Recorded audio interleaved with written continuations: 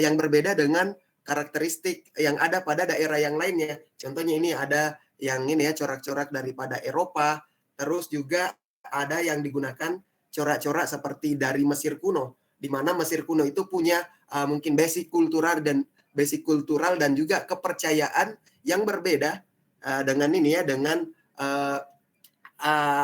apa yang terjadi di belahan dunia yang lain, sehingga menimbulkan artefak-artefak dan juga corak-corak yang berbeda dan punya karakteristik tertentu.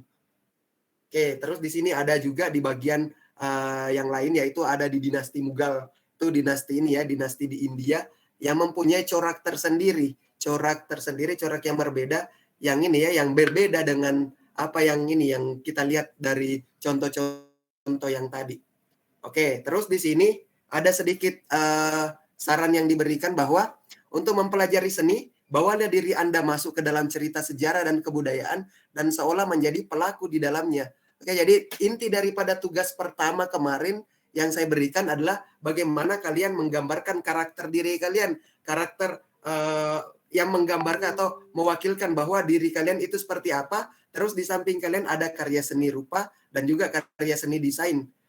Di mana saya mencoba untuk membawa diri kalian menjadi pelaku, menjadi seolah-olah melihat sebuah karya, terus karya itu kalian perbandingkan, kalian identifikasi bahwa oh di sini menurut saya, kan di situ ada alasannya kan, menurut saya karya seni rupa itu seperti ini. Kenapa? Karena alasannya seperti ini. Terus ini menurut saya tergolong karya seni rupa, karya seni desain. Menurut saya karena alasannya seperti ini ya. Jadi inti daripada tugas pertama itu seperti itu. Dan saya berharap kemarin teman-teman bagaimana menggambarkan diri kalian dengan mungkin, tapi saya lupa beri di awal bahwa kalian kalau bisa gambar ini ya, gambar manual yang ini ya, yang khas daripada goresan teman-teman semuanya, bisa ini ya, bisa menjadi representasi dari goresan kalian dan juga representasi daripada penggambaran diri kalian.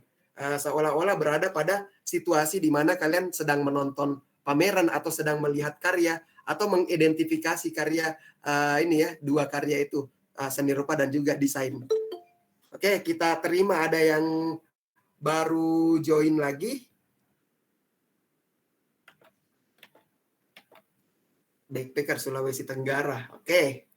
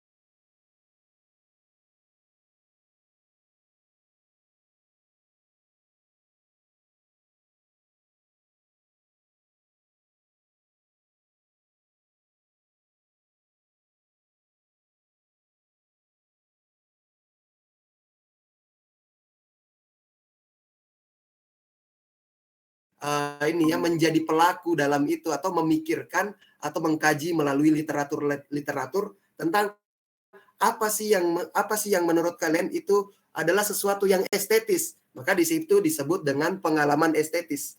Oke. Di sini ini sudah selesai ya. Jadi di sini pengalaman estetis adalah pengalaman yang kalian miliki dan nantinya insya Allah kalian ini ya ceritakan tentang pengalaman kalian seolah-olah kalian pernah ada pada suatu kondisi di mana kalian mengatakan bahwa kondisi itu adalah kondisi yang menurutnya estetis, menurut saya itu ada hubungannya dengan seni dan keindahan, ya. Oke, dan terus berbicara sedikit dengan pengalaman estetis, mungkin ini sifatnya personal ya. Jadi nanti kita akan lanjutkan dengan ini, dengan cerita-cerita sedikit, atau akan saya sedikit paparkan bagaimana pengalaman estetis yang menurut saya pernah saya lewati sebelumnya. Oke, sambil kita ini dulu ya, selesai dulu untuk share teman-teman tadi. Saya kembali ya ke kelas virtualnya. Oke, tadi dari pemaparan yang saya berikan, kita sedikit lihat ini ya, lihat pengantar tentang kajian seni dan juga estetika, pengantar estetika juga secara global seperti apa. Oke, silakan teman-teman, apakah ingin membagikan atau menanggapi apa yang saya berikan tadi, apa yang kita lihat bersama-sama tentang pengertian estetika itu sendiri, terus pembagiannya berdasarkan historis seperti apa, terus apakah juga ingin teman-teman mencoba untuk ini menceritakan sedikit tentang apa sih pengalaman estetis yang menurut kalian itu estetis yang pernah kalian alami sebelumnya, atau pada saat ini mungkin kalian ini kalian sedang mendalami atau menggeluti daripada pekerjaan yang kalian menurut kalian itu estetis. Oke, silakan 2 atau 3 teman ya yang bisa sedikit membagikan sebelum kita lanjut ke paparan selanjutnya.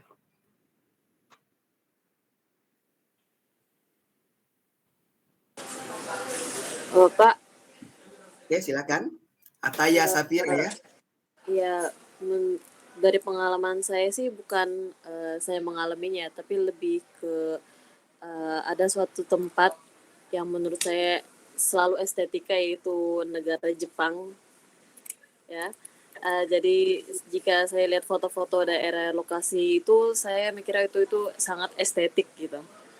Jadi mungkin lebih ke, menurut saya lebih ke hawa dan warna kalau estetika tuh. Hawa dan warna, dan biasanya estetika menurut saya itu ketika ada konsep warna. Jika konsep warnanya pastel atau konsep warnanya pink, pokoknya ada konsep berkonsep warna, itu menurut saya itu sangat estetika menurut saya situ.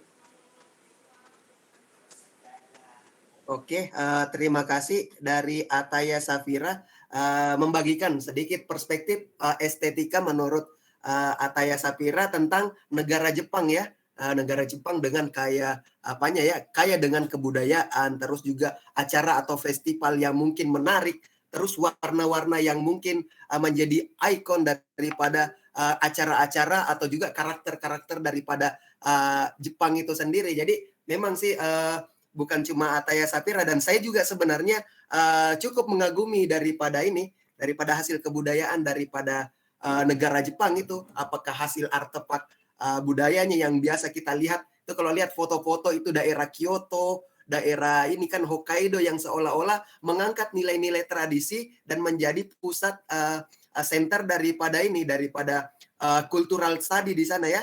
Berbeda dengan Tokyo, di mana Tokyo di situ adalah pusat daripada industri dan juga perkotaan.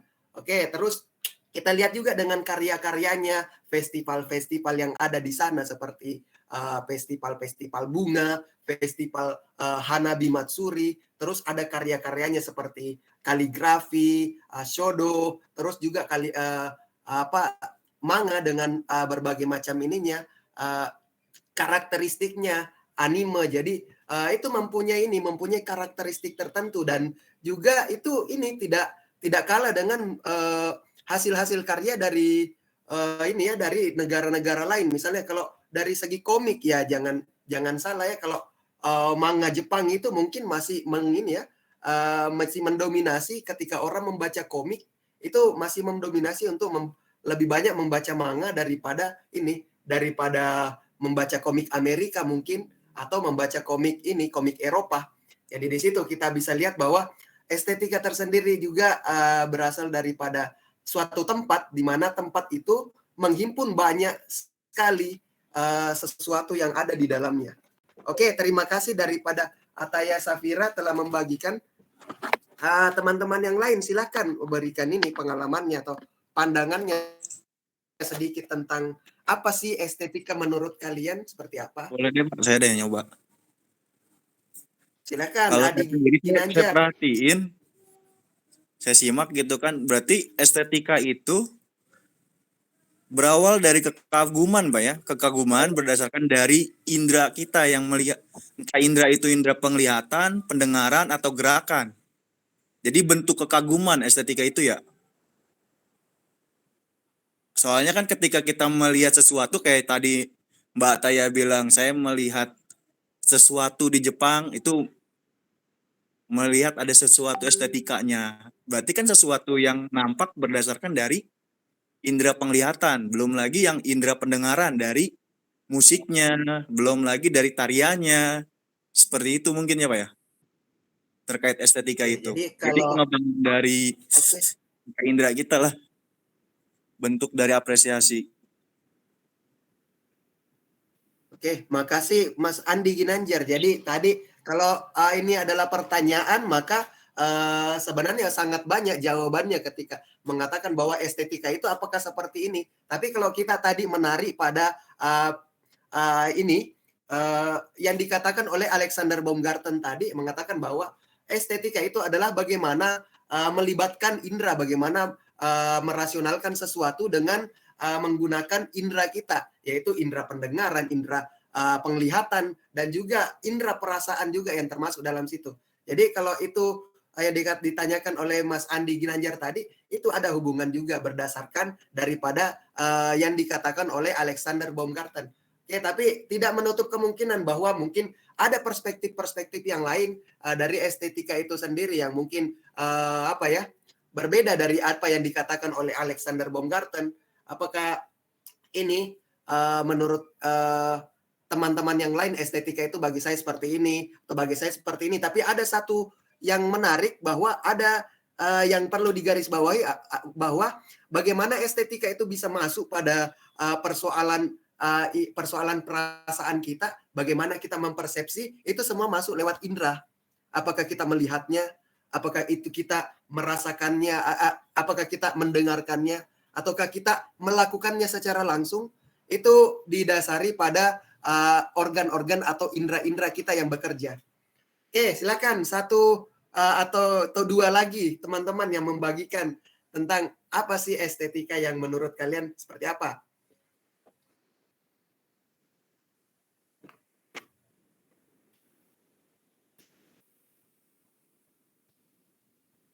Oke, jangan lupa ngopi juga ya, supaya bisa lancar.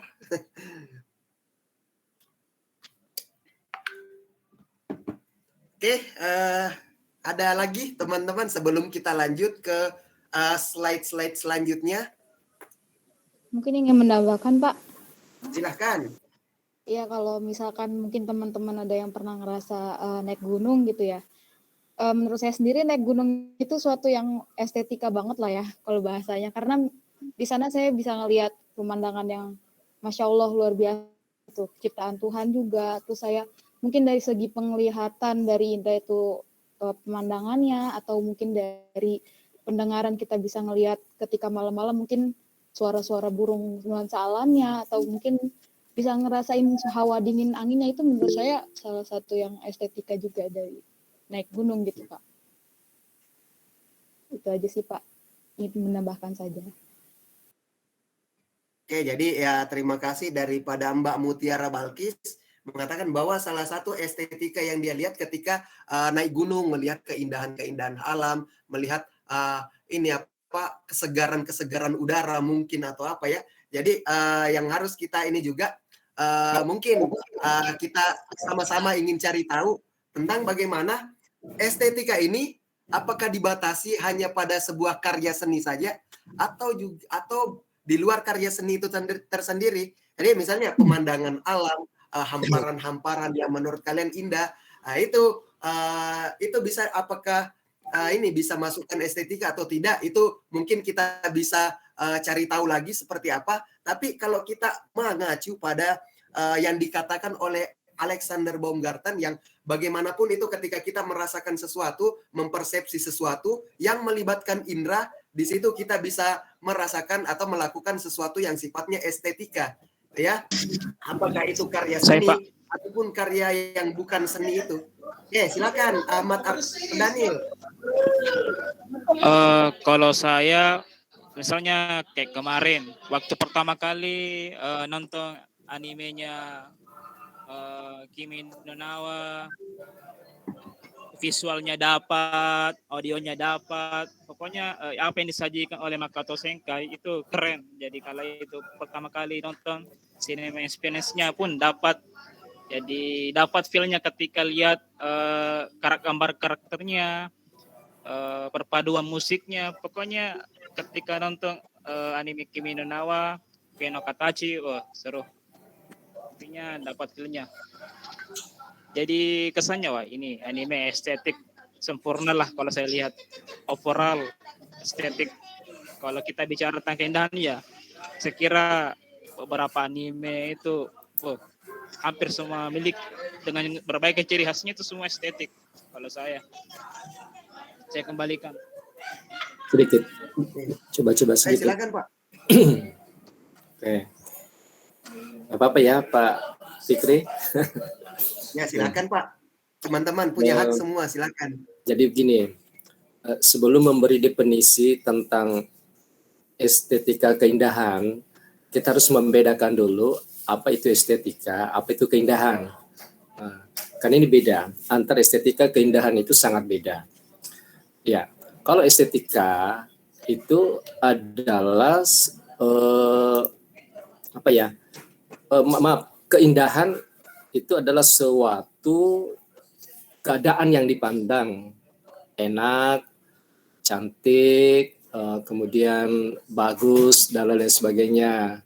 Sementara estetika itu adalah bagaimana proses keindahan itu diciptakan, bagaimana merasakan. Jadi itu dulu yang harus kita pahami kalau menurut saya. Karena ada juga orang yang tidak bisa membedakan mana estetika, mana keindahan. Ketika dia mengatakan estetika, oh itu indah. Bisa saja seperti itu, tapi harus ada membedakan dulu definisinya. Bahwa keindahan itu adalah sesuatu yang enak dipandang, dirasakan, kemudian bagus, nyaman. Sementara estetika itu adalah mempelajari bagaimana proses keindahan itu diciptakan. Sehingga ada yang mengatakan antara seni dan keindahan itu memang harus beda. Seni diciptakan oleh manusia, keindahan diciptakan oleh Allah.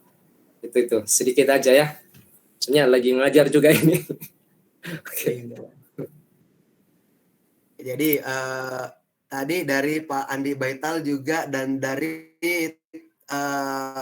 Bang Anil memberikan contoh yang sangat menarik dan sangat ini yang menjadi pelajaran bagi kita semua juga, bahwa bagaimana menajamkan persepsi kita atau melihat bahwa perbedaan antara estetika itu dan juga keindahan. Jadi itu ya, ada pertanyaan yang menarik dari yang dikatakan Pak Andi Baital tadi, mengatakan bahwa estetika itu adalah proses daripada keindahan itu masuk. Terus keindahan itu adalah sesuatu yang mungkin menakjubkan, sesuatu yang mungkin kita merasa sesuatu itu enak dilihat, enak dipandang atau bagaimana. Terus kalau kita kembali ke yang dikatakan oleh Alexander Baumgarten tadi, mengatakan bahwa apa saja penalaran yang dilakukan oleh indera kita yang tidak terbatas oleh bagaimana yang kita mempersepsi sesuatu itu dirasakan oleh indera. Jadi ada hubungan dengan indera ya, yang jadi di garis bawah itu adalah indera yang kita gunakan itu menangkap sesuatu. Jadi estetika yang dikatakan oleh Pak Andi Baital tadi adalah proses bagaimana keindahan itu. Makanya dari proses itu ada jalannya, yaitu indera. Ada prosesnya, yaitu melalui indera kita, melalui penglihatan, pendengaran, dan juga ini ya. Terus kembali pada persoalan estetika itu apakah harus semuanya indah?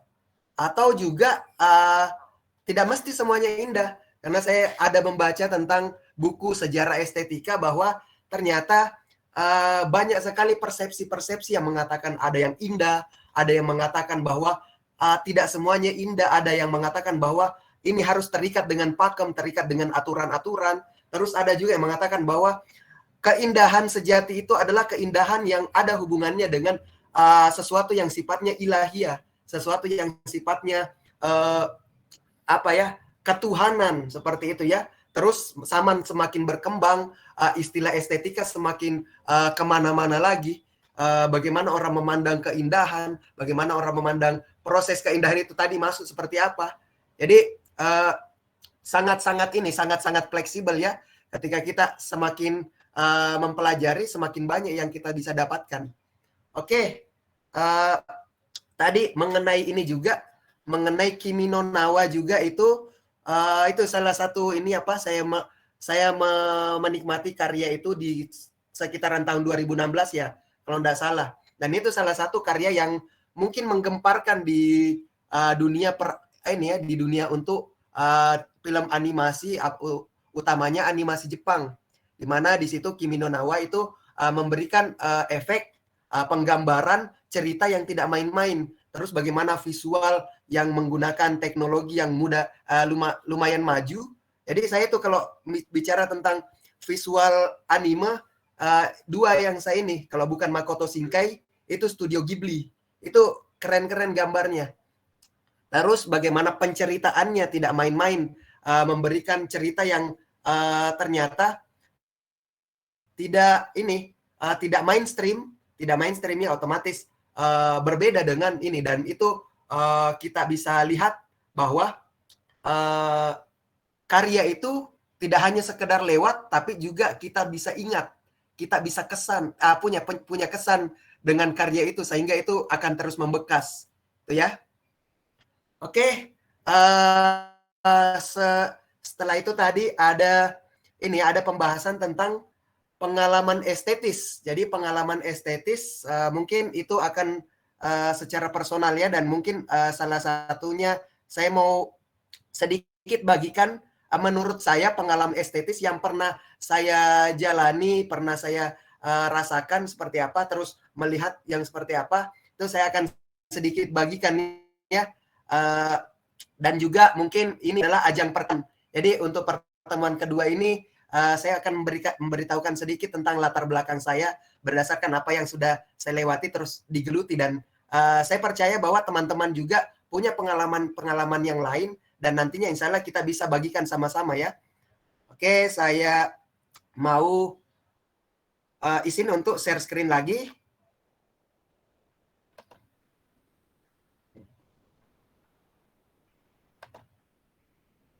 Ini sudah kita masuk pada persoalan pengalaman estetis. Bukan ini ya.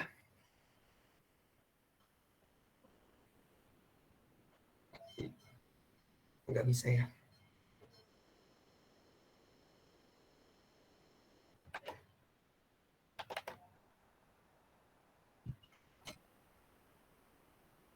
Oke. Udah kelihatan nggak nih? Sudah, Pak. Sudah, Pak. Ya, jadi ini saya kayak sekarang juga sambil mengajar, sambil juga bagaimana terus belajar, bagaimana mempelajari sesuatu yang baru, sehingga kalau bisa lebih banyak belajarnya daripada mengajarnya juga. Oke, di sini saya akan sedikit membagikan pengalaman-pengalaman yang menurut saya itu adalah pengalaman estetis yang saya telah geluti, dan mungkin kedepannya akan lebih banyak lagi insya Allah. Oke, di sini saya ada profil saya, terus semuanya itu dimulai ketika saya di tahun 2012 itu masuk menjadi salah satu mahasiswa Fakultas Seni dan Desain Universitas Negeri Makassar, di mana di situ saya di awal perkuliahan mempelajari tentang bagaimana membuat sebuah karya-karya yang dasar, sampai akhirnya nanti bagaimana menerapkan prinsip-prinsip nirmana 2 dimensi maupun 3 dimensi pada persoalan-persoalan kekaryaan. Di sini ya ada beberapa karya yang menjadi kolektif kemarin kita buat secara bersama-sama, dan menurut saya ini adalah salah satu pengalaman yang menurut saya estetis, dan menurut saya juga bagaimana saya melihat sesuatu proses yang dimana kita melakukan karya bersama-sama, terus dari menciptakan bentuk-bentuk yang mungkin tidak ada di dunia nyata, tapi kita bisa wujudkan dalam bentuk sebuah karya 3 dimensi ya di sini. Terus bagaimana menggambarkan lagi pada media-media 2 dimensi. Di sini ada pameran-pameran dengan teman-teman mahasiswa UNM juga, dan juga mahasiswa Universitas Muhammadiyah Makassar. Di sini kita berkolaborasi, terus menceritakan pengalaman-pengalamannya sendiri, terus konsep apa yang sebenarnya kita punya, apa sebenarnya yang kita sukai dengan karya seni ini, sehingga ada silaturahmi yang terjalin. Terus kita juga dibimbing oleh senior-senior kita, perupa-perupa Makassar, perupa-perupa Sulawesi Selatan yang memberikan pandangan-pandangannya berupa karya seni itu menurut mereka itu seperti ini. Jadi personal mereka itu punya karakteristik yang berbeda-beda satu sama lain. Oke, terus di sini ada beberapa karya yang kita buat sampai pada bagaimana proses pameran, di mana proses pameran ini mencoba untuk melatih bagaimana kita ketika setelah membuat karya, kita mencoba untuk memberikan ruang untuk dipamerkan kepada khayalak luas, ya, khalayak luas, bagaimana orang bisa melihat apa yang sudah kita kerjakan. Terus yang menariknya adalah sangat banyak beraneka ragam respon-respon yang diberikan oleh masyarakat, mulai daripada persoalan bagaimana teknis yang bagus kalau bisa kita kembangkan seperti ini, penceritaan atau konsep yang seperti apa, displaynya seperti apa, terus nanti bagaimana supaya ini bisa lebih diseriusi lagi karya-karya seperti ini, mungkin dijadikan seperti misalnya buku, atau dijadikan seperti komik, atau buku-buku cerita yang bergambar, misalnya seperti itu. Ini kemarin ada pameran kartun ya 2013. Kemarin kita secara komunitas itu berkumpul secara kolektif untuk berpameran dengan dengan mengumpulkan beberapa karya yang menurut kita itu punya karakteristik masing-masing. Oke, terus bagaimana setelah pameran, bagaimana ada unsur kolaborasi, di mana kita mencoba untuk mengkolaborasikan. Di sini kemarin ada menurut saya seni itu tidak mesti harus berbicara tentang seni rupa saja, tapi juga bagaimana kita kolaborasikan dengan bidang-bidang seni yang lain. Jadi saya kemarin cuma masuk pada seni musik lagi ya. Bagaimana seni rupa itu kita padukan dengan seni musik, di mana bagaimana kita pamerkan, di samping itu juga ada light painting, light drawing, terus juga bagaimana disandingkan dengan light musik atau pertunjukan musik. Jadi ada unsur kolaborasi yang terjadi di situ. Jadi pengalaman-pengalaman seperti ini itu penting untuk bisa menjadi setidaknya referensi untuk diri kita. Oke, terus bagaimana kita masuk ke masyarakat, kita masuk ke masyarakat luas itu melihat seni itu seperti apa sih? Makanya kita mencoba untuk melakukan eksperimen sosial, melakukan berkarya bersama-sama, tapi dilihat oleh masyarakat, dan kebanyakan sebenarnya anak-anak yang tertarik dengan proses menggambar, proses berkarya seperti ini. Kenapa? Karena mungkin sesuatu yang baru yang dilihat oleh mereka, terus bagaimana mereka tertarik juga untuk mencoba menggores, membuat bentuk-bentuk, mencampur warna, terus bagaimana mencoba menggambar-gambar apa yang mereka inginkan. Ya, jadi salah satu pengalaman estetis yang menurut saya ini sangat-sangat menarik ya. Terus ada kolaborasi tadi dengan seni musik, sekarang kolaborasi dengan seni pertunjukan, di mana saya membuat karya dengan komunitas saya, membuat karya seni instalasi, yang dimana karya seni instalasi itu direspon oleh teman-teman seni pertunjukan ketika mempertunjukkan karyanya. Jadi seolah-olah karya instalasi saya itu dengan teman-teman itu menjadi bagian daripada properti seni pertunjukan yang mereka lakukan. Oke, terus di sini ada mencoba untuk 3 dimensi, dari awalnya 2 dimensi, terus 3 dimensi seperti apa, menggunakan material-material yang berbeda dari material-material sederhana seperti kertas, kardus, karung semen. Kita coba untuk ini masuk ke tanah liat dan juga cetak fiber ya. Cetak ini membuat patung dengan teknik cetak itu lumayan ini juga mempunyai pengalaman-pengalaman yang baru yang didapatkan dari proses ini. Jadi saya cuma ini ya sedikit berbagi pengalaman dengan teman-teman. Oke, terus prinsip kolaborasi itu penting ya. Di sini kita mencoba untuk berpameran lagi, tapi di sini kolaborasi dengan teman-teman dari komunitas sastra. Jadi di mana komunitas sastra itu fokus dengan tulisan-tulisannya, terus kita dari seni itu fokus pada ilustrasi-ilustrasi. Makanya di sini ada ini ya, ada pada saat pamerannya di situ ada ini ada tulisan-tulisan tentang karya-karya sastra. Terus di situ kita mencoba untuk menerjemahkan karya-karya sastra itu dengan ilustrasi-ilustrasi yang menarik dan juga punya karakter-karakter masing-masing. Oke, jadi prinsip kolaborasi itu merupakan salah satu ini juga ya, pengalaman yang menarik. Di sini ada kemarin kompetisi juga mural. Terus ini kompetisi lomba. Ini terus ini yang menarik ada yang pertama itu ada Makassar Binel 2015. Itu kalau kita tahu itu acara Binel itu kalau kita lihat adalah acara pameran yang sebenarnya itu lebih menekankan pada diskurs ya.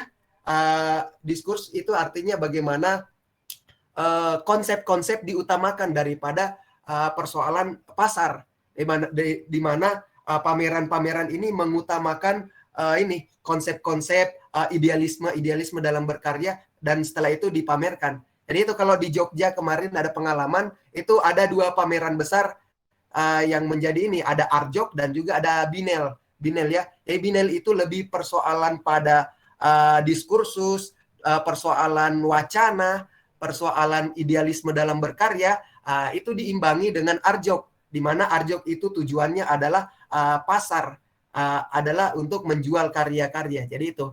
Di sini yang pertama kali 2015 ada Makassar Binel dan alhamdulillah kemarin sebagai peserta pameran dan juga sebagai panitia ya, teman-teman dari Universitas Negeri Makassar, teman-teman dari Universitas Muhammadiyah Makassar ikut terlibat bersama-sama dalam proses Biennale Makassar kemarin.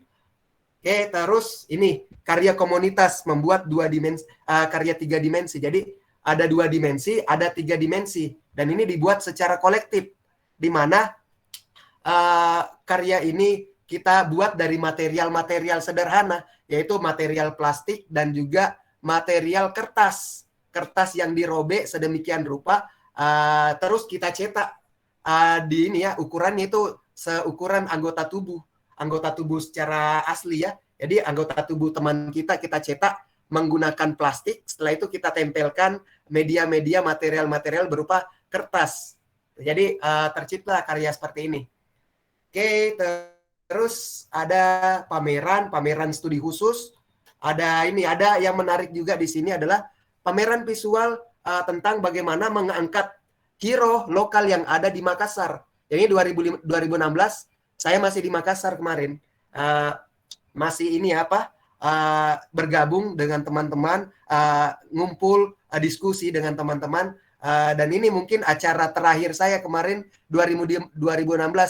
Setelah itu saya baru ke Jogja. Jadi di sini adalah bagaimana mengangkat tentang bagaimana sih kita memandang pahlawan lokal kita itu, Makassar itu siapa dan kenapa bisa kalian kategorikan sebagai pahlawan lokal. Itu berdasarkan persepsi kita.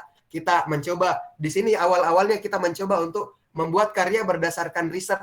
Jadi kita baca-baca literasi, kita baca berbagai macam ini ya, apa yang ada di internet, ya riset kecil-kecilan. Terus menggambarkannya dengan karya-karya visual. Dan ini juga adalah karya pameran hibah. Jadi kita didanai oleh oleh Yayasan Kelola dan juga Kedutaan Denmark. Jadi di situ kita kemarin setelah pameran kita mempresentasikan bahwa karya kita itu seperti ini, tokoh yang kita pilih itu seperti ini. Terus alasannya kenapa memilih tokoh itu seperti itu. Jadi di samping kita memamerkan visual, ini ya visualnya seperti ini.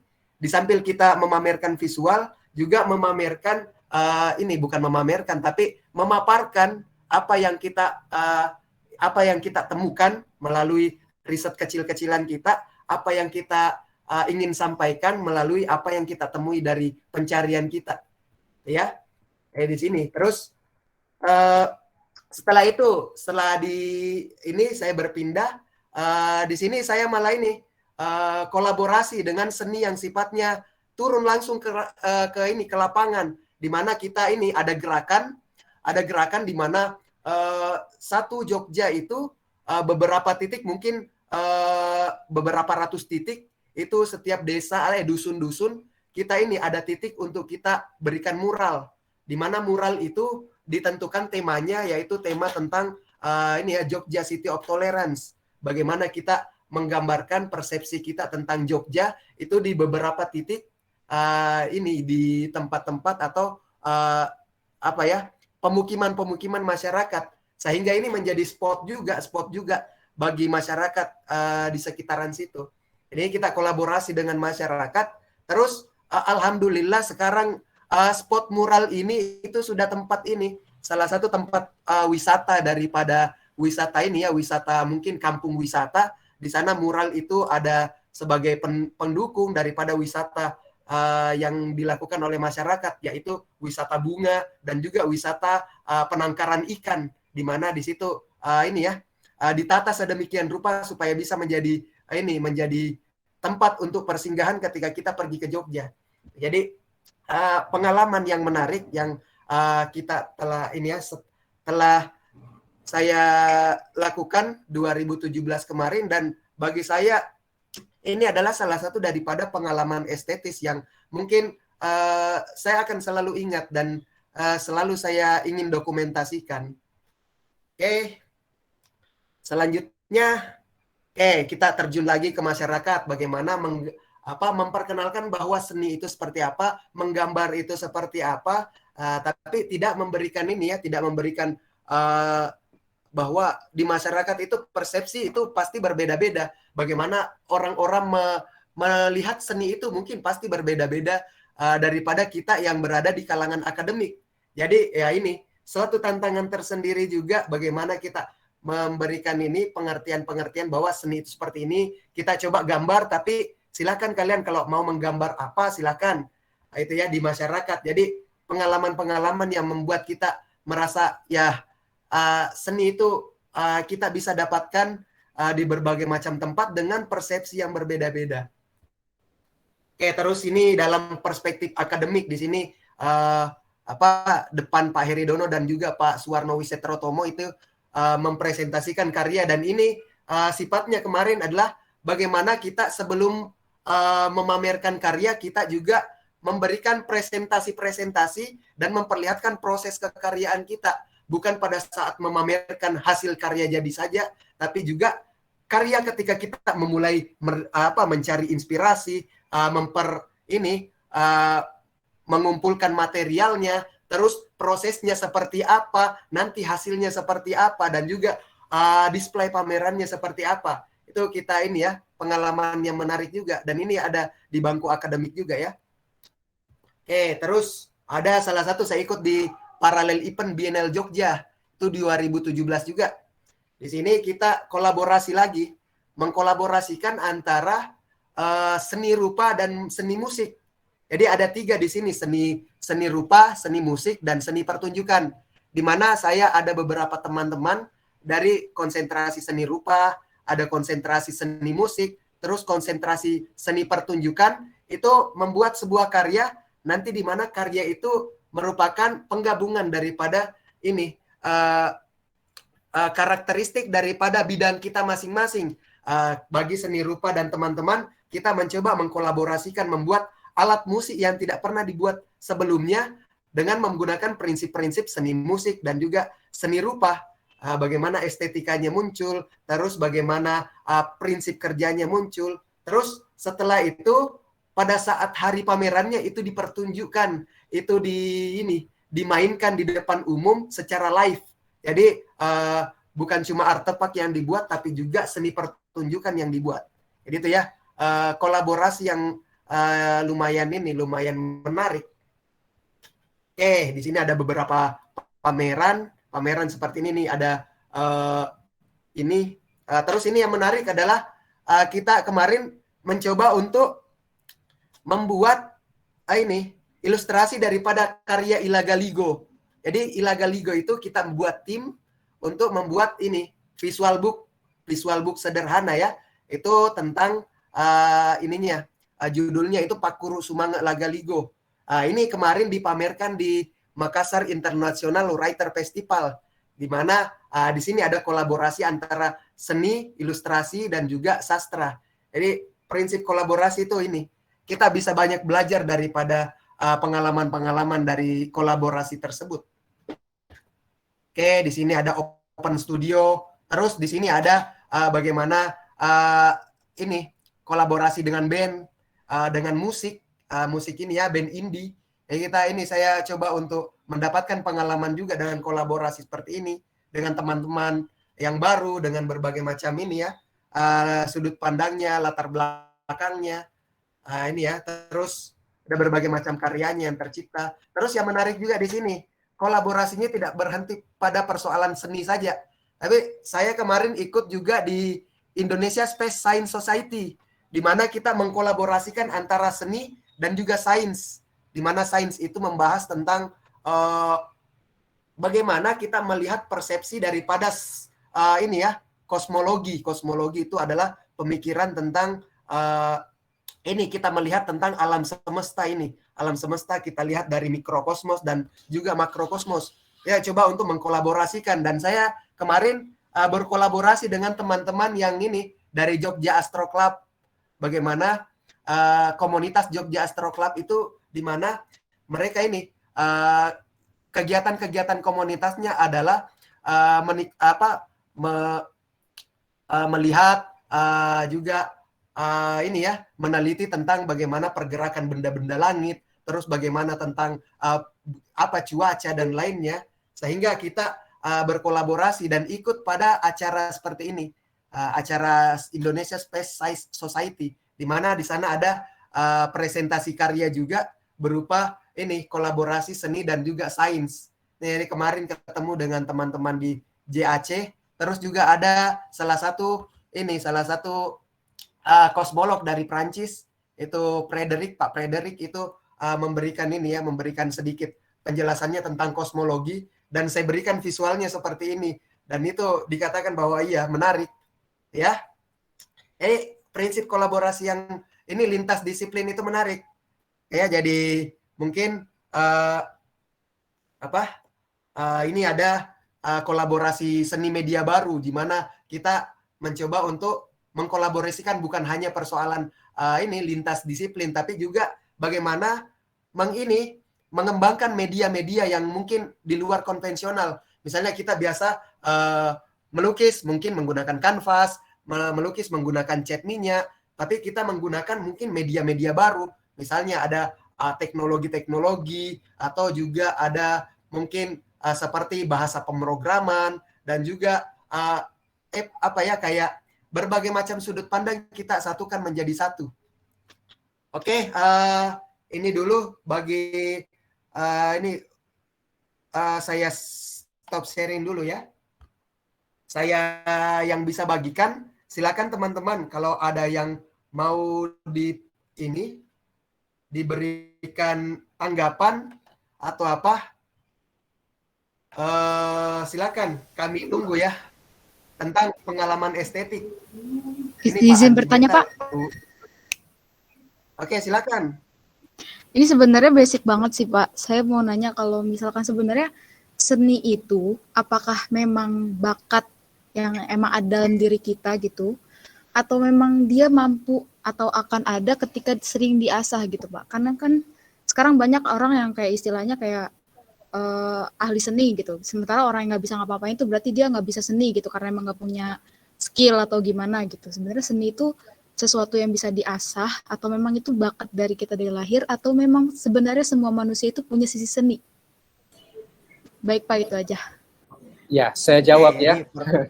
Silakan Pak. Biar supaya kita diskusinya lebih tajam, setajam silet. Wah, itu mantap itu Pak. Oke ya. Siapa yang bertanya tadi? Saya Ini, Pak.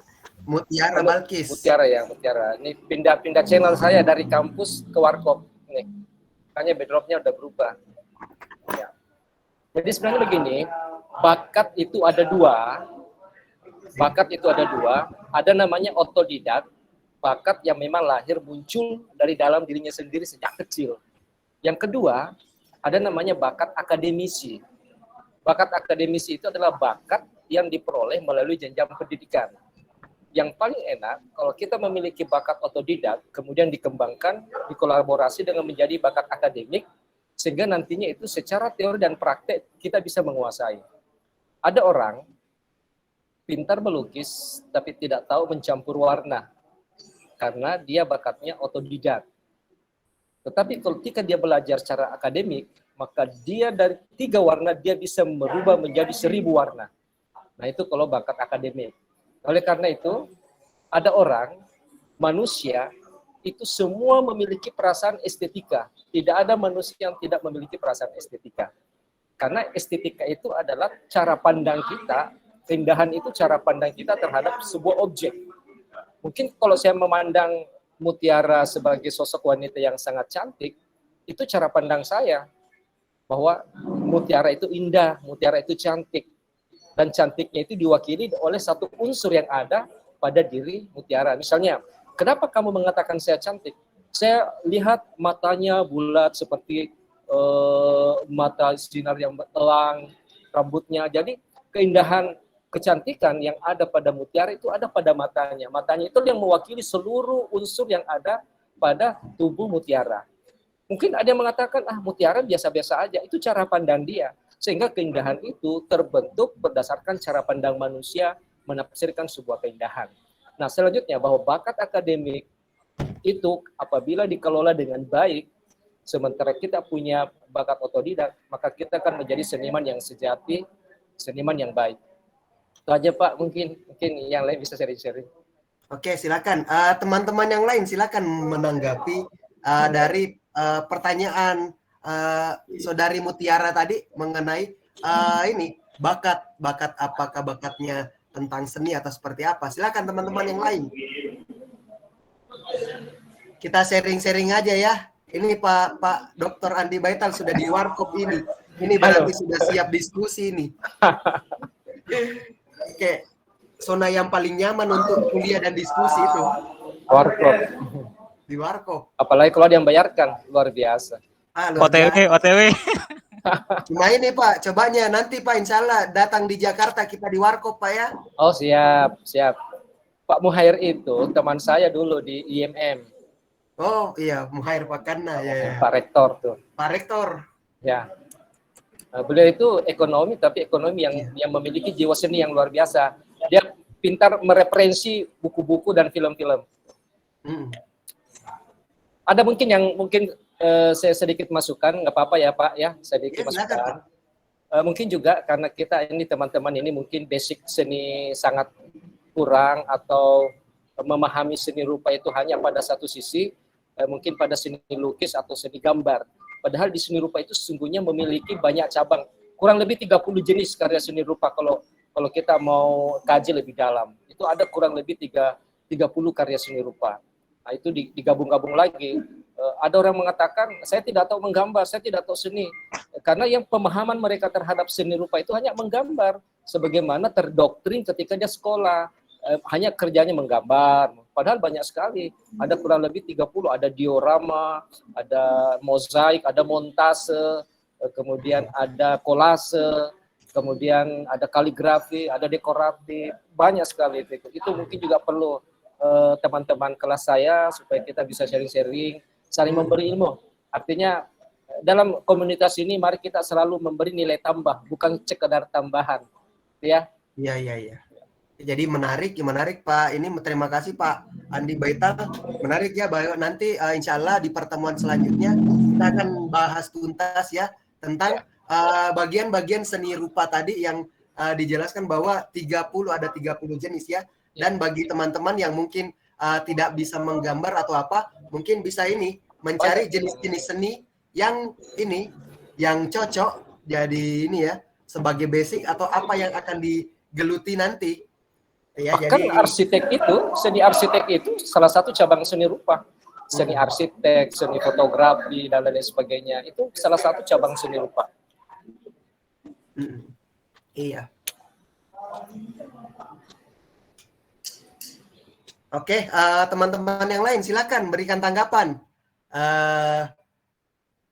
Jangan cuma Pak Andi Baital saja ya, tapi semoga teman-teman ini bisa semakin aktif diskusi, semakin kita sharing, dan tidak usah ini ya, tidak usah malu satu sama lain. Kita namanya sama-sama belajar, dan ya namanya itu kalau kita sebagai pembelajar kita tidak malu. Saya pun sebenarnya ini sangat-sangat banyak yang harus saya pelajari, dan saya tidak malu untuk mengatakan bahwa saya harus banyak belajar, saya harus banyak mendapatkan referensi lebih lagi, seperti halnya referensi yang sudah dimiliki oleh Pak Andi Baital. Ya, saya harus perbanyak lagi referensi yang harus saya ketahui.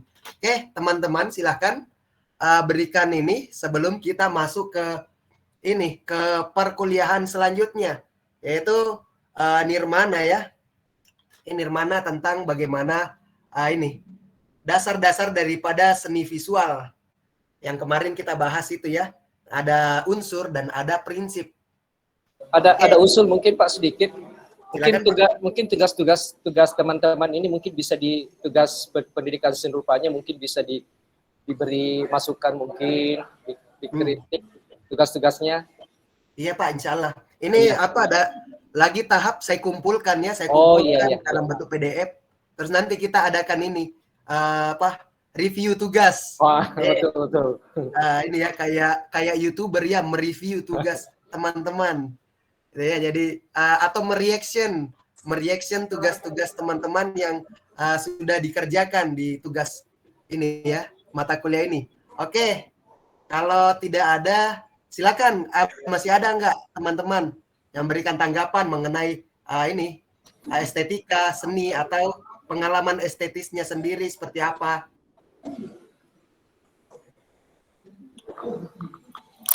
Di pengalaman estetika itu sebenarnya ya tiap manusia itu masing-masing punya pengalaman. Saya tadi agak kurang pengalaman estetika. Apakah ketika kita sejak SD kita sudah tampil di hadapan siswa, di hadapan guru kita menyanyi, nah itu sudah merupakan pengalaman estetika. Ketika kita menjadi pengibar bendera merah putih saat upacara, itu juga termasuk pengalaman estetika, khususnya dalam seni pertunjukan mentas ya, melatih kegrogian atau grogi ya. Saya punya pengalaman estetik yang menarik, mungkin sedikit sharing tuh. Ketika audisi, ini seni pertunjukannya, ketika audisi film, ketika Cinta Bertasbih, kebetulan saya salah seorang mentor actingnya ketika Cinta Bertasbih pada 2008, ada beberapa aktor yang memang hanya mengandalkan ketampanan dan kecantikan, tetapi pengalaman estetika pentasnya itu tidak ada. Tapi justru mereka yang banyak yang lolos, sehingga sedikit saya agak protes bahwa kalau film ini mau berkualitas, mau ini bagus, maka tentu yang harus kita sharing di dalamnya adalah orang-orang yang memang punya kemampuan acting yang bagus. Kemudian yang kedua adalah mereka yang konsisten perilaku kesehariannya dengan film yang akan ditampilkan. Karena film Ketika Cinta Bertasbih itu adalah film dakwah. Sementara artis aktor yang akan direkrut di dalamnya adalah aktor yang memang sudah laku, tetapi perilaku kesehariannya itu tidak mencerminkan sebagai seorang yang bisa dijadikan tauladan. Nah, saya kemudian terlibat ke dalamnya, kita ke Bogor, kemudian saya memberikan sedikit bahwa berakting itu adalah bagaimana kebiasaan keseharian-harian itu yang kita tampilkan ulang ke dalam diri kita. Nah, sehingga ada 8 yang saya boyong ke Jakarta, ada 8 orang. Salah satu diantaranya di Arsil yang tukang bubur Nek Haji. Itu memang pengalaman estetika pentasnya itu sangat-sangat minim karena dia adalah passion, dia adalah seorang apa ya, kalau di Makassar itu aktor darah dan daeng ya, darah dan daeng ya. Saya memberikan pelatihan bagaimana mengolah tubuh, bagaimana olah vokal, bagaimana melakukan sebuah improvisasi agar kita menjadi seorang aktor yang betul-betul bisa diteladani. Dan yang paling penting adalah bagaimana tontonan kita bisa menjadi tuntunan. Itu mungkin pengalaman Andi. Ya, jadi menarik sekali ya dari Pak Dr. Andi Baital yang menyesuaikan bahwa apa yang pengalaman estetis daripada salah satu pemeran ini adalah pencerminan daripada kesehariannya, dan itu ketika itu tercipta maka acting yang sebenarnya di ini itu sudah tidak kaku lagi, sudah tidak ini lagi ya, tidak seolah-olah dibuat-buat. Kenapa? Karena memang pencerminan dirinya itu seperti itu di kesehariannya. Oke, itu menarik ya. Oke, jadi teman-teman silakan sebelum kita menyudahi kelas yang pertama ini, terus kita lanjut ke kelas nirmana. Kelas nirmana ya. Di mana ini kita sebelum masuk di kelas nirmana kita ini dulu. Kita nggak apa-apa ya, saya absen secara manual. Oke, apa ada teman-teman yang lain? Oke, saya Pak. Manual dulu ya. Oke, silakan sambil absen. Tadi kan sudah disampaikan kalau estetika itu melalui proses ya, proses dari manusia. Kalau keindahan itu kan dari Tuhan. Yang saya mau tanyakan, saya kan suka otomotif Pak, suka otomotif yang basicnya tuh di mesin, bukan di tampilan. Jadi kalau secara secara rasa keindahan itu, kalau secara rasa estetika, kalau mesinnya enak, terus sesuai dengan karakter yang kita mau, itu apakah termasuk dengan keindahan estetika? Itu aja Pak. Jadi ini ya, ada terima kasih Mas Rul ya. Ada ini bagaimana cara memandang estetika tapi di luar daripada seni, yaitu mesin ya. Jadi mesin-mesin yang dirakit sedemikian rupa, semakin bagus, semakin halus ininya, maka itu semakin indah rasanya ya. Tuh, saya teringat dengan ini ya, dengan karakter karya-karya Leonardo da Vinci yang ternyata juga ada rancangan-rancangan tentang mesin-mesin, bagaimana inovasi-inovasi yang akan diciptakan, bahwa nantinya misalnya ada suatu benda yang dimana di masa itu belum tercipta, tapi dia seolah-olah mendesain seperti ini, membuat rancangan-rancangan seolah-olah nanti bukan hanya dilihat dari segi keindahan saja, dari segi inovasi saja, tapi juga ada sisi kegunaan yang akan melekat pada penemuan-penemuan yang seperti itu. Jadi ini ya, kalau bagi saya itu ini ya Pak, ketika Mas Rul merasakan persoalan keindahan, persoalan sebuah perasaan yang menggugah daripada mesin, bagaimana mengutak-ngatik mesin seperti yang dikatakan, itu sama saja dengan yang dikatakan oleh Pak Baital tadi mengenai bagaimana pengalaman estetis ketika menjadi pengibar bendera, ketika merasakan sebuah merasakan ada perasaan tergugah, ada perasaan yang terlatih daripada mental, bagaimana show mempertunjukkan diri kepada orang-orang banyak. Jadi seperti itu. Jadi pengalaman seperti itu, walaupun objeknya beda, tapi di situ Mas Rul bisa mendapatkan esensi daripada pengalaman estetisnya melalui mesin ya. Yaitu enggak usah ini, silakan kalian punya perspektif masing-masing tentang bagaimana ini memaknai pengalaman estetis yang kalian rasakan. Ya, gimana teman yang lain? Oke. Ya Pak, terima kasih Pak. Oke, ini sudah jam 20:01. Kita sebenarnya sekarang sudah masuk ini ya. masuk di jam untuk kelas nirmana. Sebelum itu saya ini ya, teman-teman saya izin untuk absen secara manual dulu ya. Absen secara manual di pengantar seni rupa dan desain. Secara klasik, soalnya saya kalau mau screenshot atau atau absen itu kadang biasa terlambat. Kalau lambat itu kita sudah tidak bisa edit lagi, lama. Harus diurus di akademik. Jadi langsung saja di absen secara manual aja di sini. Oke, untuk mata kuliah pengantar seni rupa dan desain. Oke, di sini kita lihat yang pertama ada Siti Hadijah Sakiyatun Nur. Oke, Siti Hadijah ada. Ini kelas ini ya, kelas malam ya. Oke, Siti Hadijah ada. Selanjutnya Ataya Safira. Hadir, Pak. Oke, bilang hadir ya. Terus Dias Hari Herlambang. Hadir, Pak. Oke, Muhammad Syahrul Rohim. Hadir, Pak. Oke, Adik Olki Pradana. Hadir, Pak. Adik. Iya, Pak, hadir, Pak. Oke, Ija Nurjana. Ija Nurjana ada. Oke, selanjutnya ada Nasruddin. Hadir. Oke, Agus Syukran.